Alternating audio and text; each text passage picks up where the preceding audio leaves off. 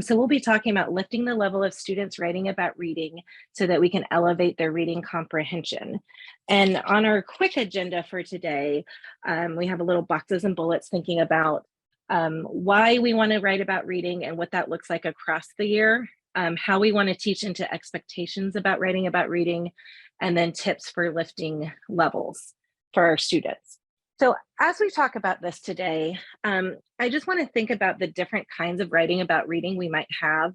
Everything from like just emojis and reacting to the text. This is the part I love. I found this funny.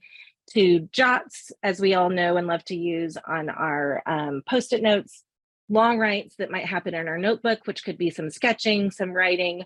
And then, of course, we are probably all thinking about lit essay as we come out of some of those units and into test prep and thinking what might face us on a state test in the future.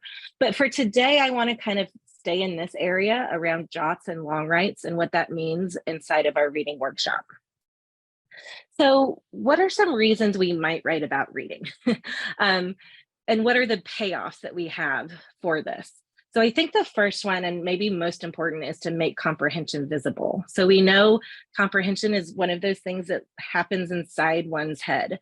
And so thinking about if it's an invisible skill, and we dedicate a lot of time in our classrooms to doing some choice selected books, independent reading, practicing those comprehension skills that we lift out of our learning progressions or lift out of our mini lessons that we want our kids to apply. How do we actually make it visible?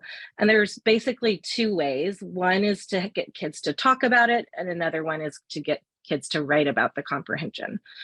We can't simply look at a student and know if they're comprehending.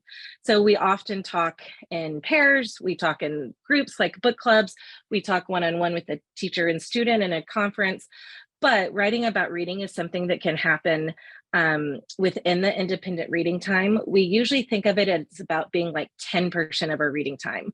One thing we don't want to do is make the writing about reading time a full writing lesson or a full like writing part of our ELA. We also want to think about it as recording our thinking, not only because we're making it visible, as I mentioned before, but also just like how can we look at student writing and writing about reading across the year? What might it look like in your first spend in August or September, as opposed to right now in March, again, as you might be preparing for a state test? How does that grow over time? How does the thinking get deeper? Not necessarily longer, because we're not thinking about necessarily volume with writing about reading like we might be inside the writing workshop class itself, but really how can those comprehension things grow and deepen across the year? Another reason we might write about reading is to track student growth. Again, it's kind of paired with that recording of their thinking, but what are we noticing across the year that our students are doing well? What do we need to teach into? What do we need to reteach? And then what are they doing well that we can think like, okay, great, they've got it, we can move on. So just thinking about progress and growth over time inside of writing about reading really helps track growth and comprehension levels. Another big payoff when we think about writing about reading is just lifting that reading and writing connection always. So the recursive nature of reading and writing, the reflective nature of reading and writing, and just thinking about to read more helps us to write, and to write more helps us to read. And as simple as that sounds, we do need to be thinking about this explicitly. And I think maybe that's where this 15 minutes can lead us. And then the last part is just practice. We know students need practice in all forms of reading and writing. And this is one area, again, where we can teach into and teach explicitly outside of the writing workshop and inside of reading workshop. So one thing I was thinking is about how we can teach into expectations for writing about reading. Again, I mentioned that oftentimes in writing, we're definitely hyper-focused on explicit teaching of what writing looks like. But in writing about reading, it could be, and maybe this is just me, but it could be like, you don't often have times to look at jots, or you don't often have time to look at the notebook writing to inform the comprehension. And so I think one way we can do this is to study micro progressions about writing about reading. And when we do that as teachers, we're thinking, where are my kids right now? and what are the next steps? So I thought we could spend some time diving into this. And maybe this is something you could even take back to your teams to try to study in the future. So again, we're looking at a micro progression about writing about reading. This is one I just happened to make kind of using things that are probably already out there, and I added my own flair to it. This could be different depending on the grade you teach. This could be different depending on the time of year. What are the expectations we have?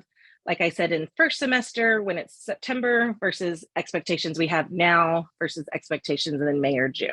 So this could change. But quickly, just thinking, 1-star writing, again, jots or a little bit longer writes in notebooks, might be retelling. It could be reactions to the text. I thought this part was funny because it could be some simple note taking if we're thinking nonfiction.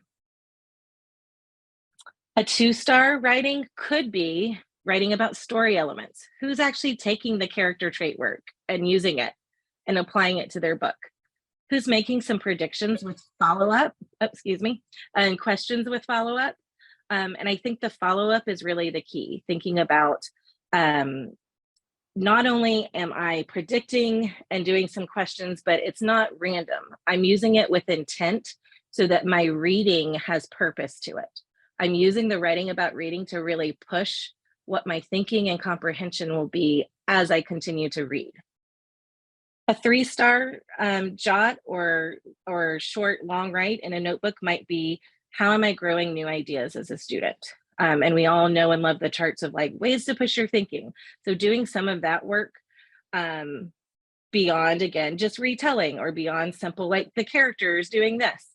How am I using text evidence now to support my thinking? And how am I doing some synthesis work around the text? So you can see we're getting deeper into comprehension and even deeper into some like Bloom's taxonomy type levels. 4 stars could be like, how am I using quotes to support those new ideas? So not like random quotes, but just thinking, okay, I'm growing this idea. I have some evidence, but now I can directly quote quickly in my jot or in my notebook. We also might be thinking about authors' techniques and craft, as well as some analysis.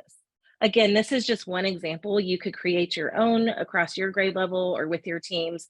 And it might be nice to even think about what does this look like across 3-5 in your school.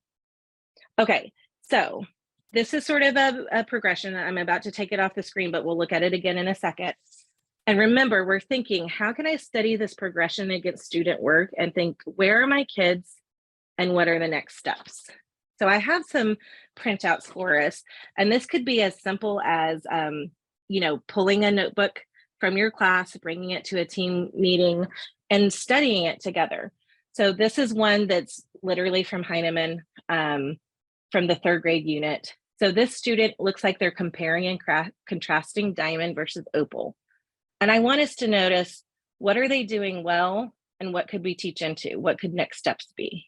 And it seems like to me, they're doing a little bit of retelling, like saying what's actually going on in the story. They're noticing some setting places. Where do the characters live?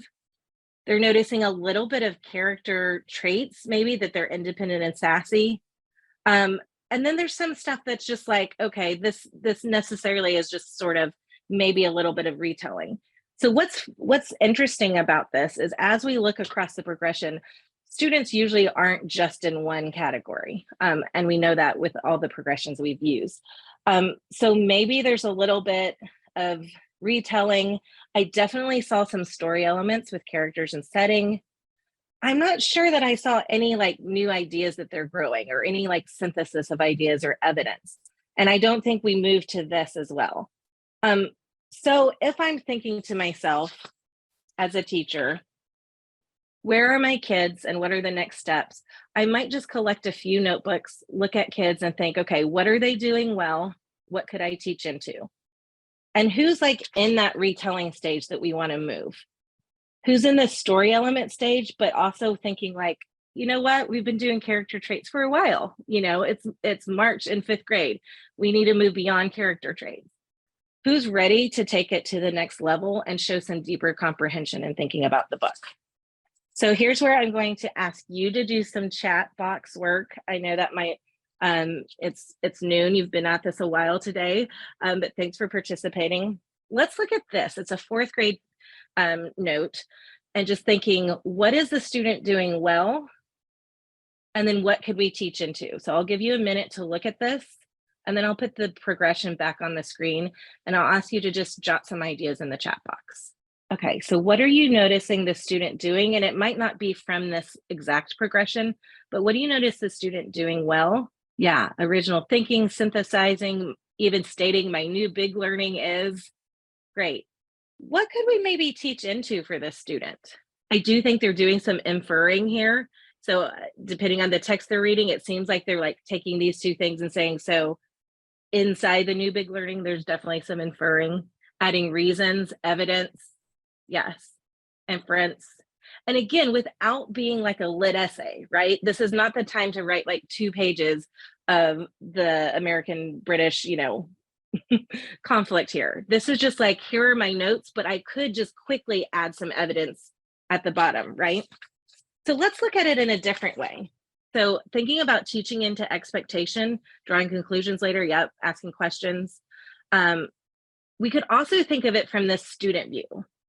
So if we want students to do similar work that we just did as teachers, we want to create inquiry around student work. And again, this could be straight from Heinemann, this could be work in class of their peers. And the questions we want students to ask are, what can I learn from this? And how would I revise?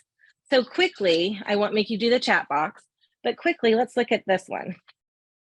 And we can be thinking, what can I learn from this student? And how might I revise it if this were my own writing? So I see some cross-text synthesis.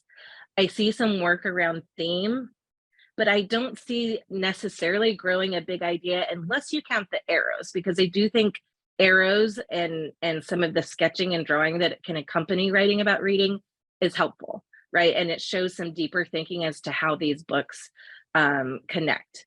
But I think it could also be something that we push our students to like state and make a quick jot about, maybe it's like make a claim about how these books are connecting. So I think there's always room to push our kids. So let's just think now about lifting the levels of our writing about reading and what that might look like. I'll give you some tips to kind of carry away with you for now, again, as you're in test prep, but also think about how can we do this across the year. So one tip is to use writing about reading as a formative assessment. What are these things that we notice our kids doing like we just did? That was a very quick look at student writing as a teacher perspective or from a student perspective. And we can use those things to inform our teaching for the very next day, pulling small groups, thinking about conferences, and even thinking about adjusting mini lessons for the whole class. One tip is to model inside of read aloud. And we often model the think aloud part. We definitely model the metacognition and the comprehension, but I wonder if we model like writing about reading as much. And so if we want students to do it, we know we have to model and demo it. Along with that idea of modeling, we want to think about using video read aloud text. Because think about the students that are below level or even well below level. We still want them to be exposed and to be able to use grade level text and grade level skills and strategies. So to do that, one way we can scaffold is to use video, whether it's in fiction or nonfiction or narrative nonfiction, and think, okay, if we know about our bands of text complexity, we can think through students in 5th grade reading on a 2nd grade level or even 3rd grade level aren't going to have character, relationships, and motivations and change even. Sometimes if they're reading 2nd grade level books, it's a very static 2D character. So in order to get them to do that level of complexity on a 5th grade level, we want to expose them to 5th grade level text so that they can practice those skills and strategies. So modeling with video read alouds, but then having them still write about that reading. I will, yes. I think I might, if I can zoom out. Sorry, that was to the chat. Another tip is just to use a demo notebook along the way so that so that they have models of writing about reading. And I encourage you to do this across the day. For those of you that read or that teach other subjects, thinking about how does that work in social studies and science, not just inside my ELA classroom. And then last but not least, using anchor charts as lean prompts.